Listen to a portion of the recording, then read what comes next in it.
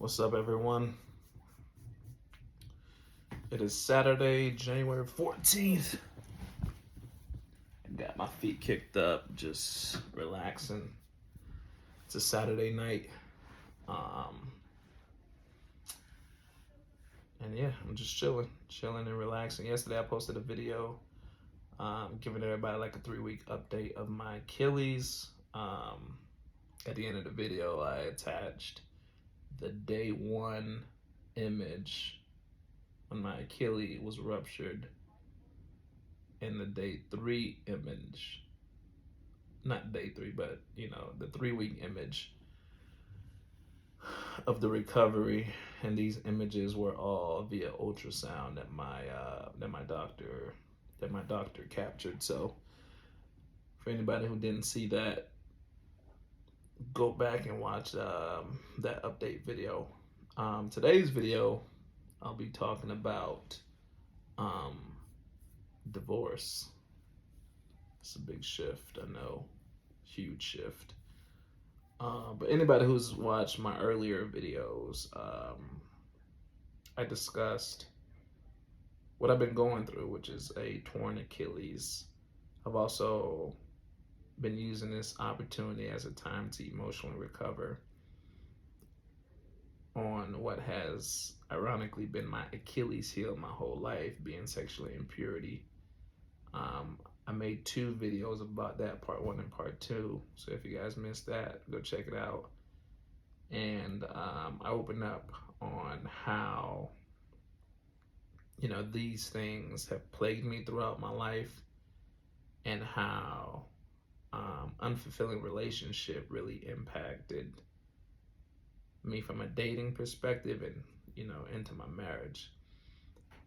So yesterday, after my doctor's appointment, my wife and I actually went to the courthouse and officially filed for divorce, which is, the reason why this topic has come about today. When I first started this YouTube channel, one thing that I wanted to do is I wanted to lead with transparency. The reason why that is I think we live in a world where too many times we try to project the perfect image of ourselves, which can be difficult because while we're all aspiring to be better than we are, aspiring and not being honest in the season in which you're at can be very difficult for people who are also trying to overcome. That's for most people, that's probably going to go over their head, but for people who understand, you understand. Using some just general example, when we look at just like childhood, when we look at teenage years, when we look at like being in your 20s, young adults, or whatever the case may be, if I think as a society, if we had more honest counseling from older people and just being very genuine, being very raw, being very authentic about their experiences, I think it would allow the younger generation to avoid a lot of pitfall. But there's 2 sides to that, because there are people who are very authentic, there are people who are very genuine, there are people who are very transparent. But the other side of that is that the younger generation has to be willing to listen. So going back to why I started this platform, I started this for the sole purpose of hoping that these videos one day get in somebody's hands and they don't make the same mistakes that I made. And I can only do so via brutal transparency, explaining my story, and just talk about what I learned. I wasn't always this transparent as a person. I've always been super closed off. I was always talkative. I was always a natural leader. These are things that I learned early on. I always attracted a crowd. But the conversations or the settings that I would create were not always of substance. So now that I'm 29, going into my 30s here in the next 2 months, I'm really looking to tap into the gift that I know God has given me, which is the gift of speaking, the gift of influence, and the gift of shaping people.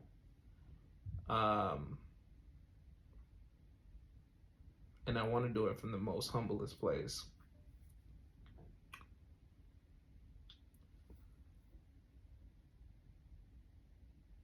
But for me, like I said, sexual impurity is something that I talked about in my in 2 previous videos, so go back and watch that. But I'll explain to you how it got to the point of divorce by starting off introducing early dating. So my wife and I, we met in 2013. So we met in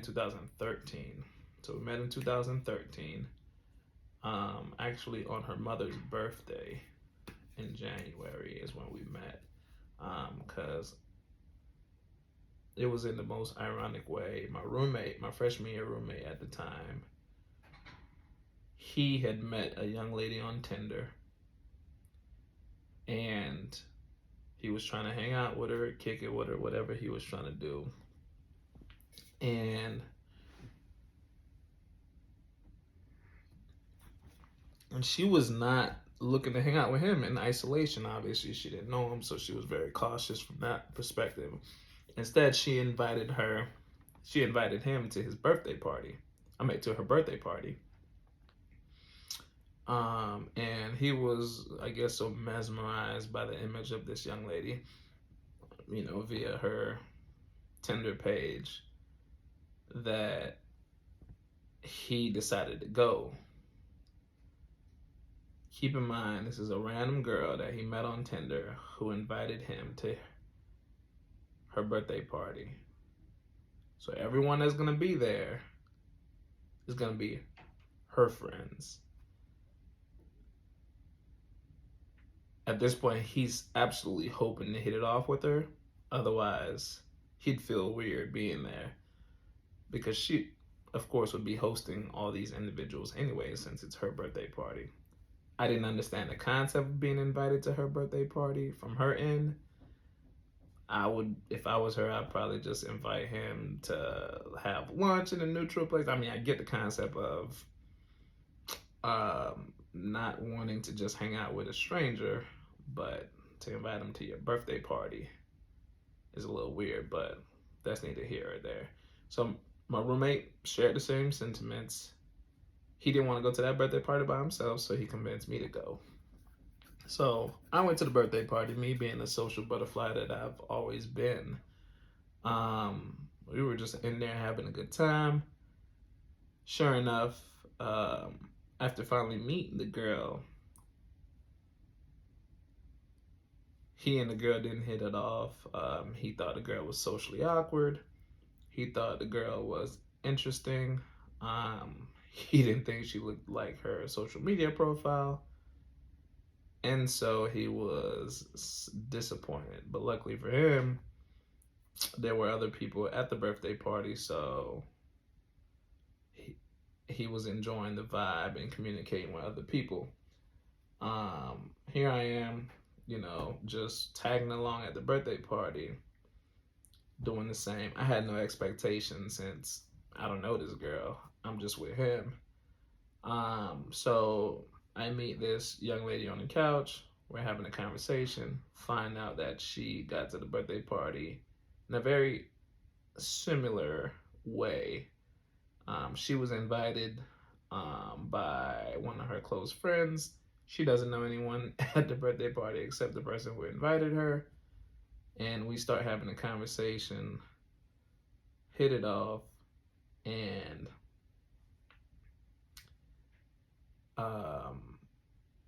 3 years later, we stand in front of each other at the altar saying I do. So, in the most abbreviated version, that's how I met my wife. But during that time of dating, one thing that my wife made clear very early on is that she was a virgin. Um, so while I was enjoying my season of singleness at the time, I was doing what I want, didn't feel no pressure of being tied down, didn't feel no pressure of, you know, dating, meeting, and taking anybody serious. I still found her to be intriguing. I found her to be intriguing because she was not the quickest texter. She was, you know, always kind of like incognito. Man, I can't even speak. Incognito. I went to Florida A&M. She went to Florida State. So outside of that birthday party, we wouldn't have otherwise crossed paths. And yeah, that was just it. But I found that to be so intriguing. It was much like any other relationship that I had developed during that time. And what I mean by relationship is just, you know, the female chemistry that I had built. So, I took it as a challenge. And I pursued her. I pursued her heavily. We went through a period early on where it almost felt like 2 to 3 weeks where we didn't have a conversation. And at the time, the term thirsty wasn't a popular term just yet. So if it were popular, many people might say that I was thirsty on how many times I tried to reach out to her, text her, initiate hangouts, or whatever the case may be. But I finally even gave up on it, and in giving up on it, I was just like, hey, it is what it is. Maybe she's just not interested. But I come to find out that she was in the process of joining the organization. And that was the reason for, the hiatus, and why she was not available to have, to chat. She just didn't have that kind of free time on her hand, apparently. So after that, we kind of got back on track and having a conversation. This whole time, she, is a virgin, so we weren't necessarily dating, but we were conversing. We were really getting to know each other. We weren't officially dating, but we were going out on dates and getting to know each other. But during that time, as we were getting to know each other, I was still out there. I was still creating sexual relationships with other women. I was still communicating with other women, emotionally, physically. That never stopped for me. Now, by the time she and I started dating, this was probably maybe month 4, month 5. By the time she and I started dating, or agreed to date, these things never stopped on my end. And I would always use the excuse that, well, she was still a virgin. And while I was not putting pressure on her to be physical, I was not hurting her in any way by not practicing celibacy, or I thought, because I'm not taking anything back to her, as far as I'm having sex with one girl, then I'm having sex with her, I'm having sex with one girl, and I'm having sex with her. In my mind, at least the theory that I created for myself is, well, I'm not going to agree to be celibate just because this young lady is a virgin. I like her, but I'm also not going to put pressure on her to have sex with me because, she's just not ready for that. So I'm just going to get my fix elsewhere. And although that was the dumbest thing, it's just what I thought at the time, and it's what happened. So by month 8 of knowing each other, month 2 or 3 of dating, we actually slipped up and had sex. Um, it was very unexpected. Um, it's not something that was planned. We slipped up and had sex. And at this point, I was kind of confused because I didn't know if it was a thing or I didn't know if it was an accident. So we had that conversation. She was indifferent about it. She was never one to really express her feelings at that time. But, you know, we both acknowledged that it happened. We both acknowledged that it was good. And we both continued. So now sex is a thing in our relationship. So now here I am trying to break away from the cycle of being intimate with other women because now my excuse doesn't make sense anymore. At least the excuse that I created for myself. But I found it difficult to break away from other women because my entire life I was not educated, or I didn't hone in, or I didn't understand the importance of soul ties. People, if you're listening to this video and you haven't heard this, let me be the first to tell you that soul ties are real. There's a reason why I think God meant for us to be married before we experience intimacy. Because at this point, I really liked this girl. She had proven herself to be loyal. She had proven herself to be worthy of everything. But I was hurting her in ways that she didn't even know. And I felt bad and guilty about it. But I just couldn't stop. At least I didn't want to stop bad enough. But a lot of times when I was going into situations that I wasn't supposed to be in, as far as like, you know, stepping outside of my relationship, it started off mentally. It started off with the fascination. I'd be sitting in class and I would think about an experience that I had with another young lady, or I would think about an experience that I had saw watching porn when I was younger, because by this time I had totally got away from watching porn. Porn was more so my early teenage years before I became sexually active. But once I became sexually active, porn became obsolete for me. You know, I wasn't leaning into porn like I used to. But, you know, those thoughts would still come into my mind, which is what I capitalized on. And this was like months and months of this cycle. And I remember early on during dating, I even told her that hey, I want to take about a week hiatus from each other. I said I don't want to communicate for a week. I just want to regroup. But in my mind, during that week, which I didn't have verbiage for at the time, I really wanted to just fast. I really wanted to fast to seek self-control. I really wanted to fast to seek clarity.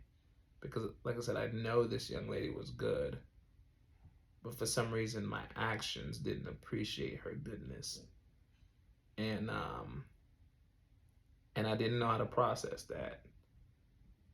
And I didn't know how to process it, so much so that I didn't even have the verbiage to tell her that I was simply going on a fast. I was just saying, hey, I just want to take a week and just regroup. And during that week period, I wasn't intimate with anyone. I wasn't texting or calling anyone, and I was really just trying to regroup. One thing that I didn't do is I didn't pray. It was just more so like a clarity period. So at best, it was just a timeout in our, you know, relationship at the time. So when we got back um, on the, got back to dating each other and hanging out actively. We, continued on having sex. We continued on going on dates, getting to know each other. But my other life never stopped. And at that season of my life, it seemed so easy to keep going because one, we were at two different universities. She was at Florida State, and I was at FAMU. So I was right across. The universities are across the street from each other, within walking distance. She wasn't a social butterfly per se, so her social circle would have never ran into my social circle. So it was just like the perfect blueprint to continue doing dirt, which, once again, horrible idea. This story is not praising any of these actions.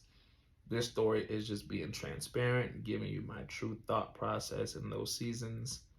And once again, the topic here is divorce.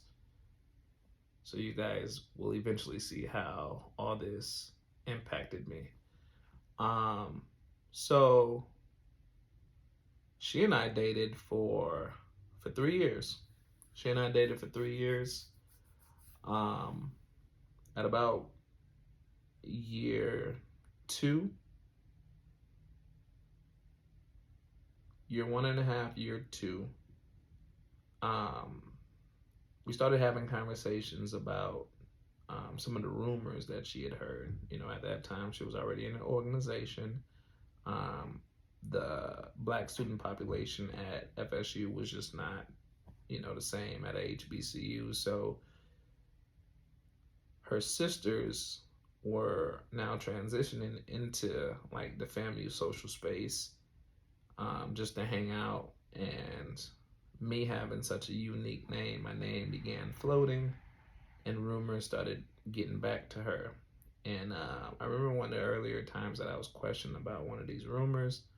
First thing I thought was to deny it, which she believed me, because, unfortunately, she was a virgin in every form, not only physically, but she had never really dated. I mean, I think she was in one high school relationship, but she had never really dated, so she had never really been hurt before. So she believed me, and that kind of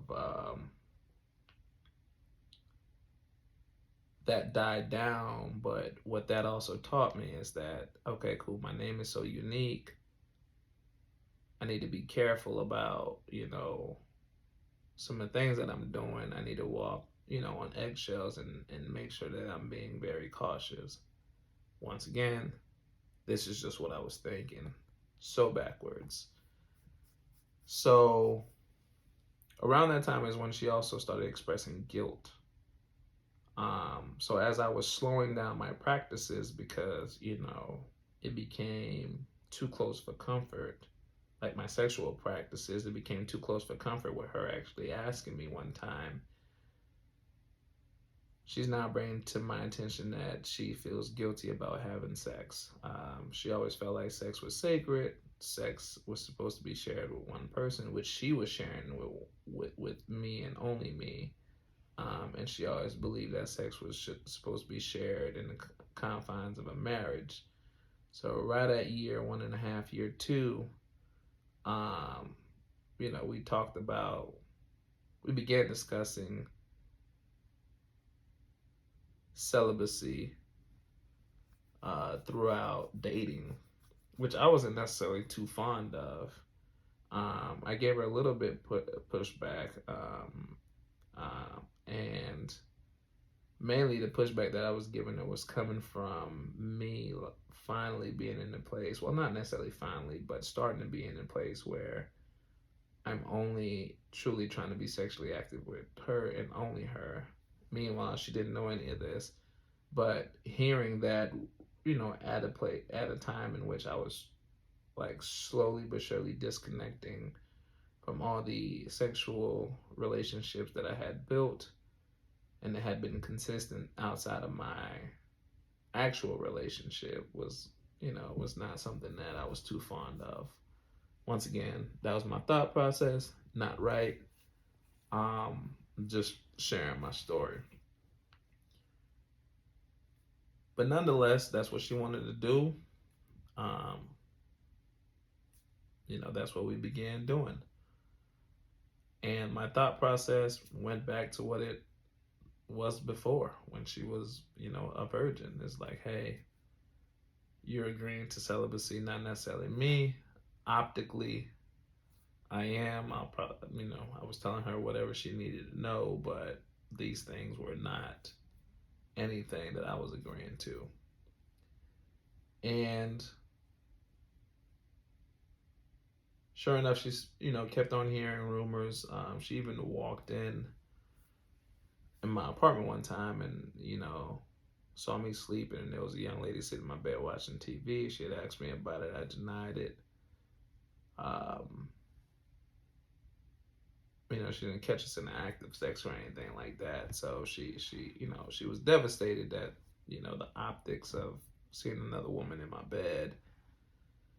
But she did believe me.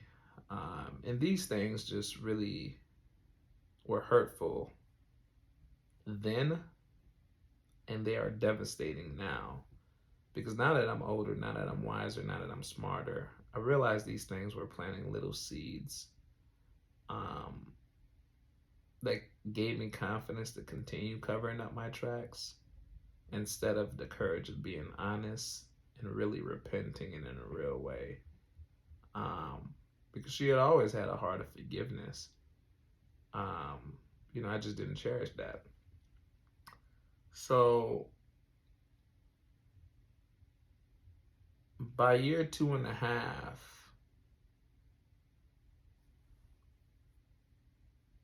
we had gotten to a place where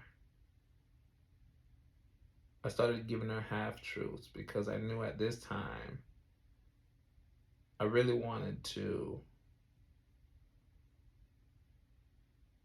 get away from the things that I was doing.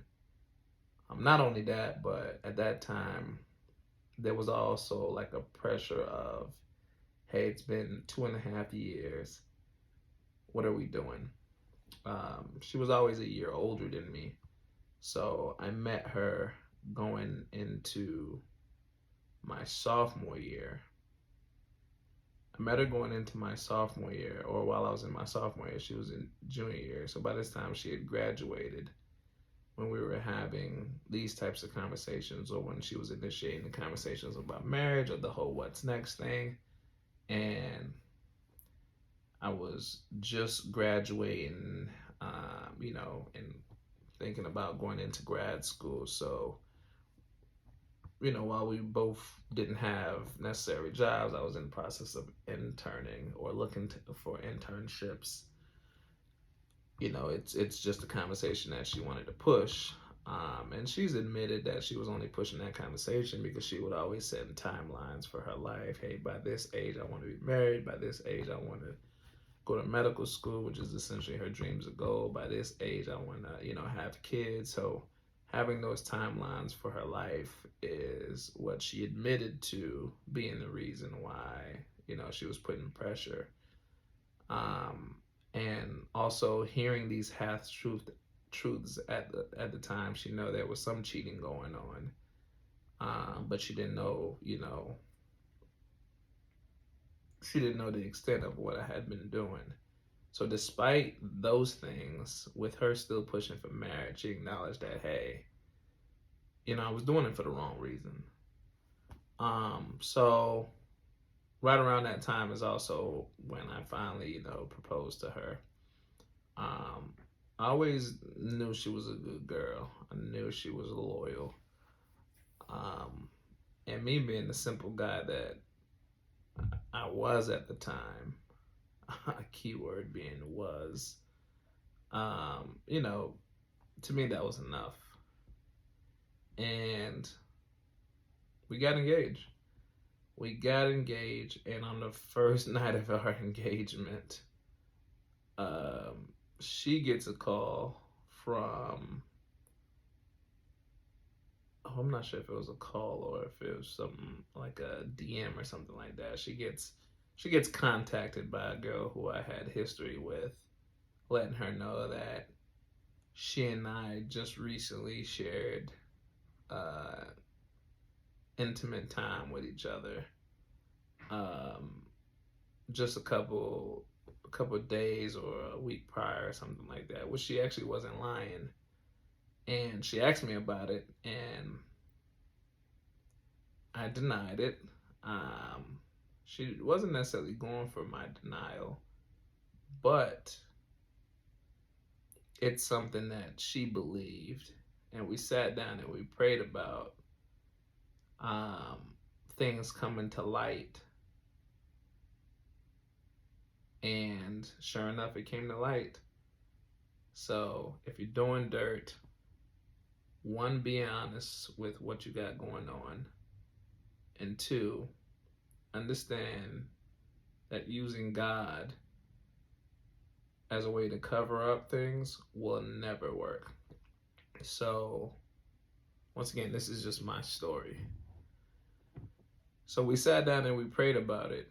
We prayed, God, let this, let the situation come to light. I really want to trust Him, is, what her prayer was and what my prayer was. I want her to trust me, knowing good and well I was lying.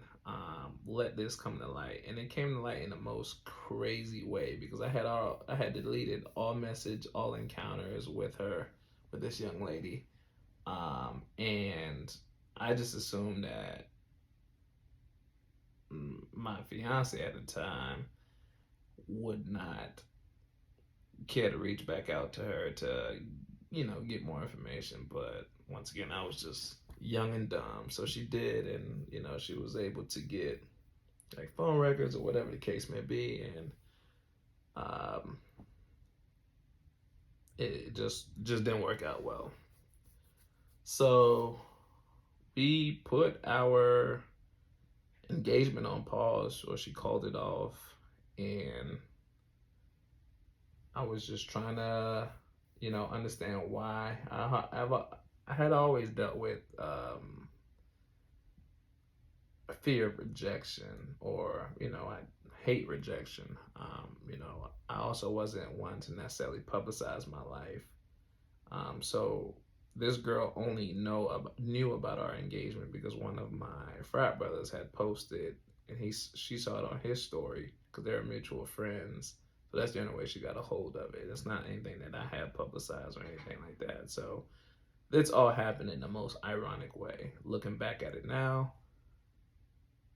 that was God working or giving me blatant signs, be better. But I continued to ignore it. So our engagement was called off for about 2-3 weeks. No one knew. Um, you know, she was still getting congratulations from her family, friend, whatever the case may be, all kinds of congratulations. But no one knew that our engagement was truly called off. It was just us two that knew it. People were asking her, "Hey, have you started planning a wedding?" She was like, "Hey, yeah, I'm just taking time with it. I mean, just making excuses." But she and I knew that the engagement work was called off. So for about 2-3 weeks, I tried my hardest to walk in a straight line, to convince her that, hey, this is something that happened. That was a mistake, and I just want to be on the right path. And after week 3, she accepted my apologies, and we began planning the wedding. I believe at this time we were probably at maybe like April-ish, and our lease was ending July 31st. So what we were doing is we're being intentional about planning a wedding, and getting married within those 3 months, just so we can, she could move into my place at the time, so we're not necessarily shacking up. And that's what we did. From the time that we were engaged to the time that we actually got married, we were, it was like a 3-month process. So we got married. here I am being on the right path during that time, and we finally get to the altar and we say I do to each other. And one thing that we overlooked is the working on each other process. Really going to marriage counseling to actually, go through that period of insecurity, at least what she knew, or that period of cheating. Like, we never really worked through that. So early on in our marriage, these things always played back in her mind. We were just in a season that we had, been hoping for. Really, she had been hoping for, and I just kind of, fulfilled for her, just to make her happy at the time. If I'm being honest with myself, it was more so to make her happy than it was me actually being ready. And yeah, but we had never worked through our issues. We had never worked through the period of infidelity that we went through. We had never worked through how that impacted us emotionally or impacted her emotionally. We had never went through, establishing like a healthy community, just to make sure that didn't happen again. We were just two young people who had just got married. At the time, we were probably 23 years old, two 23-year-olds, still living in Tallahassee, and me still dealing with sexual impurity deep down inside. Now, I did go periods without cheating, but it's not something that ever left me, because I would find triggers that made it easy for me to go back to that. And those triggers could have been things like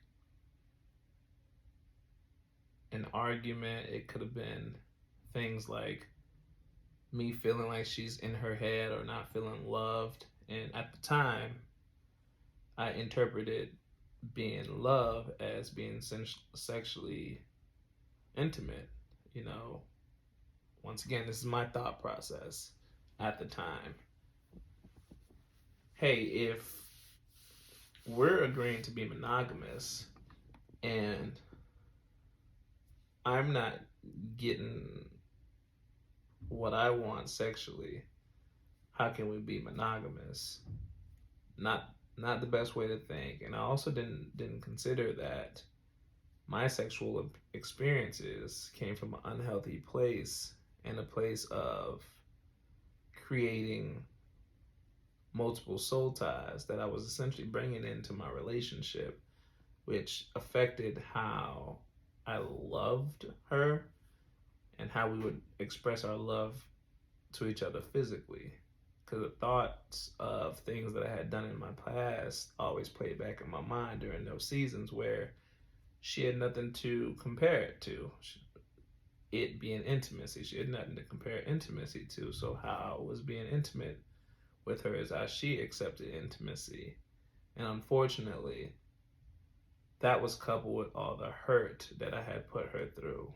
And I can only imagine how many times we may have been intimate and she's thinking about me being intimate with other women or me cheating on her with other women during that intimacy period. So these are things that I never took into consideration. Instead, I processed them as triggers, and every time I acted out, you know, outside of the sexual confines of my marriage or the monogamous confines of my marriage, those are the little triggers that would lead up to it. In some periods in my marriage, I even was like just kind of like careless in how I acted out. So once again, these things never stopped for me. At about year two,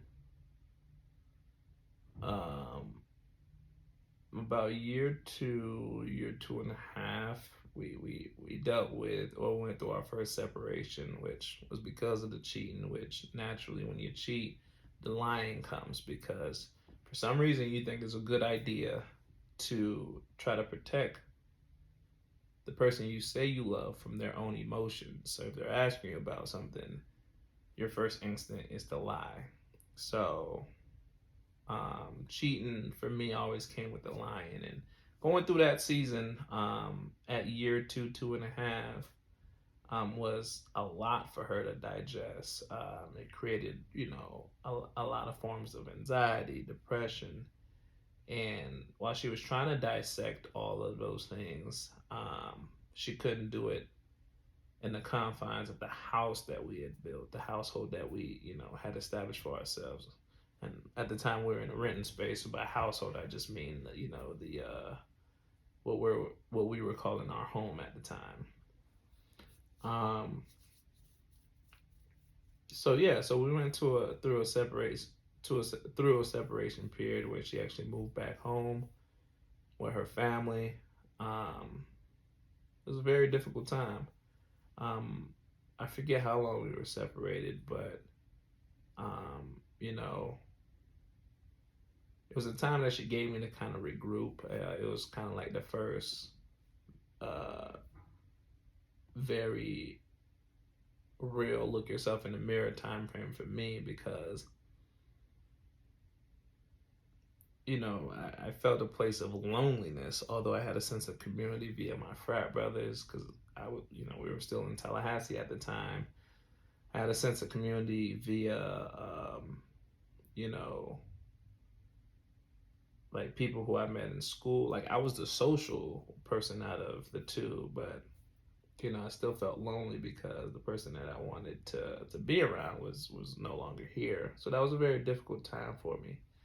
And while I was supposed to learn about overcoming sexual impurity, I learned to develop more intentional relationships, and that is amongst my peer group. Um, I learned to not feel that sense of loneliness during that time frame, and I found a little bit more peace through working a little bit more, brainstorming, just writing. That's when I really first started writing. I've always liked writing. I mean, my love for writing really started when I was in grad school, and during that time, I had, that was what 2018, so I had just graduated from grad school. So writing became a safe space for me. Even now, I'm back writing and everything. Writing became a safe space for me, and I would just write about my childhood. I would write about my upbringing. I would write about my life. Just really anything that came to my mind, I would just write about it. And for me, it was just a safe way to express my emotion because at the time, I didn't do things like this. Um, whether that be going to therapy, leaning into healthy community groups like I'm doing now via Celebrate Recovery, documenting my progress for accountability purpose. Like I didn't do these things. So writing was just that safe space for me. Um, so going through that time, like I mean, I was still doing what I was doing even after I was writing, and that never stopped. But of course, she was at a distance, so she didn't know that was still going on. But the moment she felt, a little bit safer, a little bit emotionally calm, like I said, she dealt with a lot of social anxiety and a lot of depression, which really stemmed from our marriage and the pressure that I put on us. And but once that cooled down, she came back and we tried to work through things. I just didn't try hard enough because the problem was never with her. And of course, she wasn't perfect. But when I say the problem was never with her, like the reason why we were breaking apart wasn't because of her per se. So it was my responsibility to work through these things, but I never did. She advised going to therapy. I never wanted to go to therapy. To me, that didn't make sense at the time. I thought I was good. I thought I was just going through a season. So I ignored those cries for help, and I didn't go to therapy. Um, so so we got back together, and we started really leaning into the church, going to church together, just trying to do healthier things together and try to overcome. She said she forgave me, but the thoughts were always there. But we still try to continue, going over, um, getting over that hump. And I try to break away from that stuff, and I find myself more so doing it in moderation than actually stopping. And she would still come across things on my phone. Triggers would come back, and it led to another separation at like year 3. So a couple months after the first separation, another separation. This time she found herself being at home for a little while, and then moving to Miami, just to pursue a master's program, which would help make her a little bit more competitive, to get into medical school. And because that's always been her dream and hope, is to get in medical school. So this separation period was much longer. I want to say she moved to Miami in August. Or she might have moved back home in like June to her folks. Moved to Miami in August because that's when her semesters start. Um, and I didn't get back or move to Miami in December, so it was like a 6-7 month separation period. And this whole time, she thought I was working on myself, which I wasn't. At least I wasn't doing the things that I should have done. But this time, she was also intentional about putting stipulations on us getting back together. One of the stipulations is, making sure that I'm serious about, monogamy and making this marriage work. Changing my phone number, which I did, and some other things as well. But because I never worked on my heart during those periods, it didn't matter what I was doing outwardly. It never registered as change behavior or honest change behavior. Once again, this is just my story. I have to reiterate that because, like I said, I'm not glorifying any of the things that I've done, and I'm not diminishing, the emotional roller coaster that it took my wife on. Not only her, but her family and those people who believed in me throughout the course of our marriage. I'm not diminishing that at all. It's just my story, and I'm just being transparent about it. So when I moved down to Miami, that's when we really started getting connected with Transformation Church, or Transformation Nation, because we was essentially watching it online. And I got down here late December. I didn't, had a job. I quit my job. I really was prioritizing my marriage. I didn't have anything lined up. I think I had like $2,000 in my bank account, if that. And I literally just moved down here. And at the time, she didn't have a job either. So she was using like school loans, to pay for the apartment that she was living at, which was like $1,800. And just hoping like things worked out. So I moved down here December 2019, prioritizing my marriage, really just betting on, just like my changed behavior, my changed habits. I knew this was probably like the last chance I had just to be better. And yeah, so I gave it a shot. Within like the first 2-3 weeks of me being here, Transformation Church, they did their 21 days of prayer and fasting, which apparently is an annual thing, which I didn't know at the time, but we've gone through 2 or 3 21 days of prayer and fasting, and that's what I was doing. I was praying and I was fasting. In my earlier videos, I talked about my motorcycle company, which I started months prior to actually moving down to Miami. So with Miami having much nicer weather on a consistent basis, compared to Tallahassee, which really had the best of four seasons there. Um, I, I was really praying and fasting that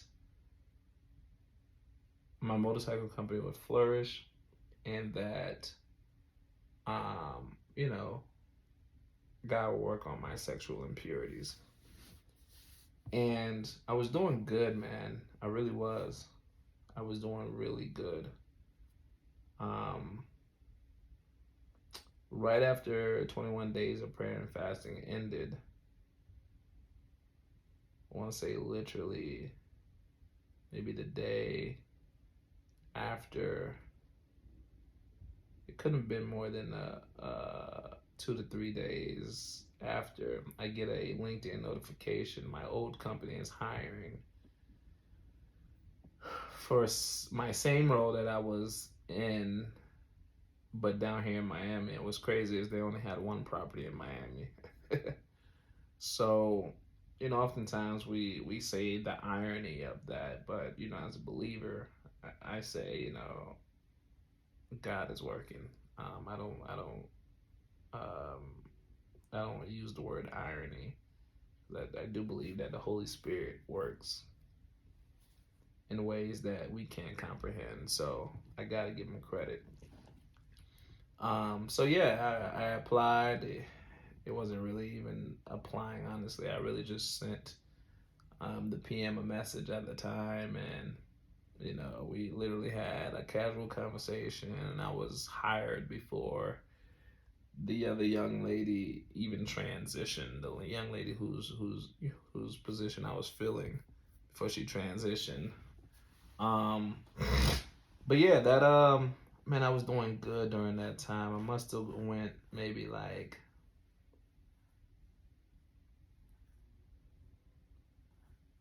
must have gone maybe like 6, 7 months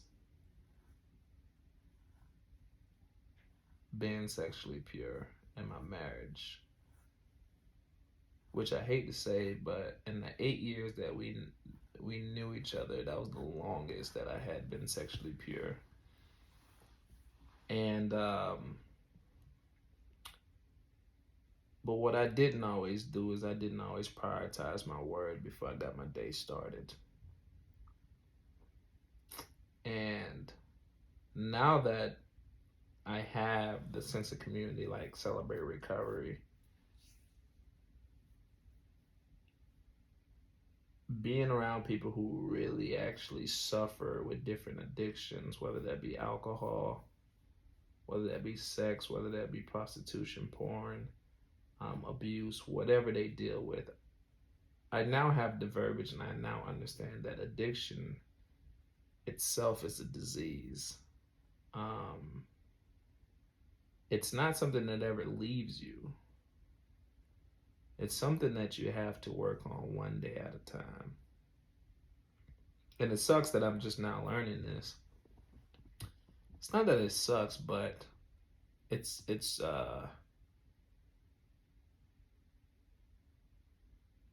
interesting that I'm just now learning this. Because I believe everything works out for the good of those who love him. And while I'm learning this in a season of going through a divorce, I'm at peace knowing that I'm going to come out on the other side better than the person that I am today. It's crazy because I reflect on how we got here. We got here because I wasn't ready to get married in the first place. I wasn't ready to be better. I wasn't ready to really dedicate my life to my marriage. But we also can't overlook the what's changed. The only thing that has changed between then and now is my own self-reflection. In November, I got to a place where I was like, man, am I doing this because I don't have self-control? And that was the first time that I actually asked myself that. And that question bothered me so much because I didn't really have an answer. That question bothered me so much that I challenged myself. I truly challenged myself. I'm like, if I don't have self control, I'll find myself always in a cycle of something. Like I need to have self control, and that's really what sparked the change. It's just a conversation of self control. So it wasn't that I'm looking to change for anyone else. I'm looking to change for myself. And knowing that that's so true in my life, at least in this season in my life, is also a reason why, I'm at peace. I almost feel numb to this entire cycle of divorce. Like I said earlier, I'm very self-aware, so I recognize that where we're at right now, I brought that upon myself. I can't be mad at her for exercising that. I can't be mad at her for prioritizing herself in this season. I can't be mad at her for being tired of going through emotional imbalances, for not having the security that she's always wanted in a marriage. I can't be mad at her for any of that. But I know I have self control, and that's what I'm intentional about exercising. And since November, I found myself in this period of celibacy, and I don't know if it's celibacy or if I'm just at ease with practicing that daily self control and that daily self control routine now. I mean, I don't know what it is. I didn't necessarily set out to be celibate, but I did set out to be more focused on myself, proving to myself that I'm worthy, because my entire life I was having unfulfilled relationships with people. It was killing me from a emotional perspective, spiritual perspective. The soul ties that I was creating were unhealthy. So I just wanted to separate myself from that and really just show myself that I can be better, and I can control my actions. So I'm sure I'm gonna have my moments, because you don't go from sharing a life with somebody for 8 years to ending it. So I'm sure I'm gonna have my moments. But I can't blame her for this season. I can't blame her for getting to a place where she felt like she was left with the only option of filing for divorce. It is unfortunate that she did so during the period of my physical recovery. Like I said, I tore my Achilles on December 22nd. Went to the courthouse yesterday, which was January 13th. So 3 weeks after I tore my Achilles, which is easily a 6 to 9 months recovery process, and that's just more so on the light end. But full recovery can get up to a year. So like having to go through this season alone, it's gonna be very difficult. It's gonna be very, very difficult. But once again, I'm content because I really trust that God is gonna work a miracle in my life. I really do. It's crazy because I truly do. Like, even as I say that, I don't feel like my heart pounding any faster. I don't feel my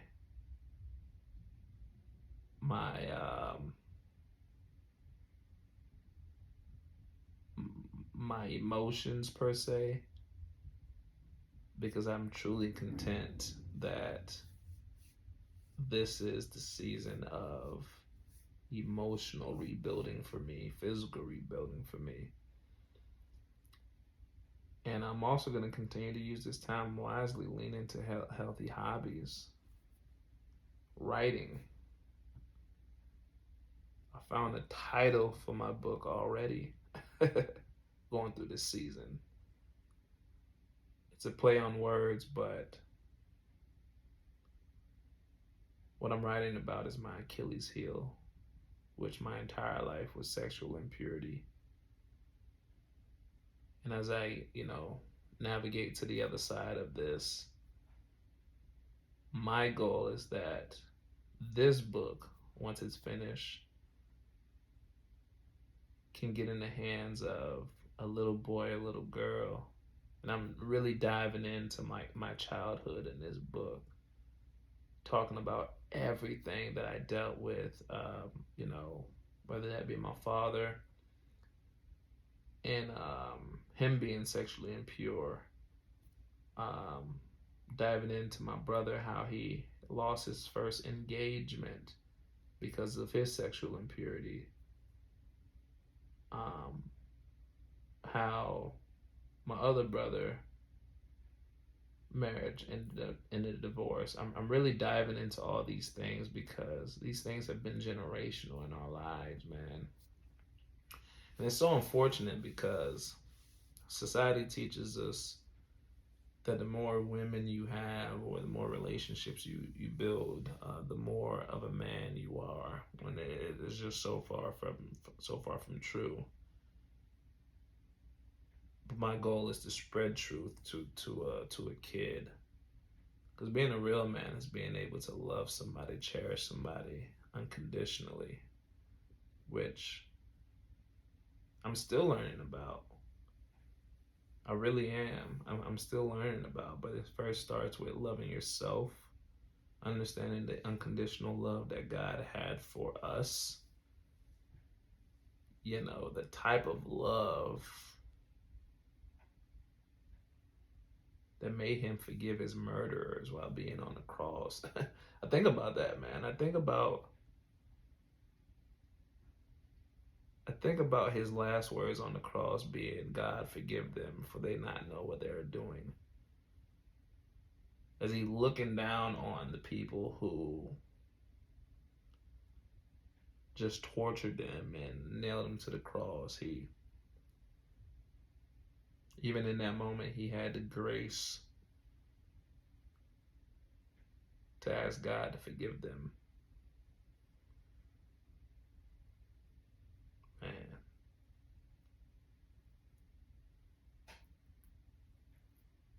I believe in that same grace.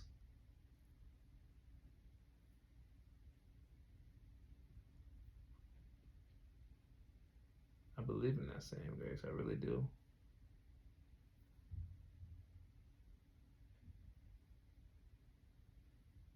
But yeah, I'm so excited about this season. I'm interested to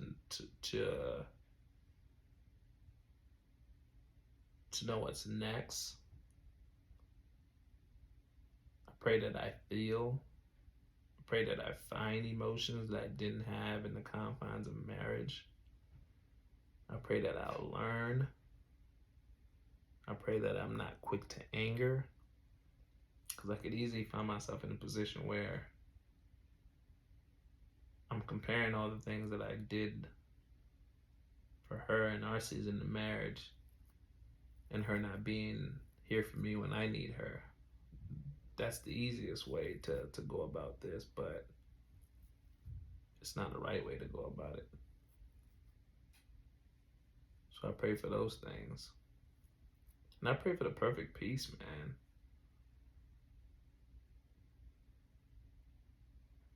I pray that I continue to find counsel. We're starting our 12-step program this upcoming week on Wednesday in Celebrate Recovery. So a lot of the things that I'll be posting will be about what I'm learning there. I'm still reviewing my book talking about sexual impurity. So I'm still reviewing that. And man, I'm excited, man. I'm excited. But yeah, this is just where I'm at, you know. This is why I'm titling this video "Divorce," because it's just where I'm at right now. And yeah.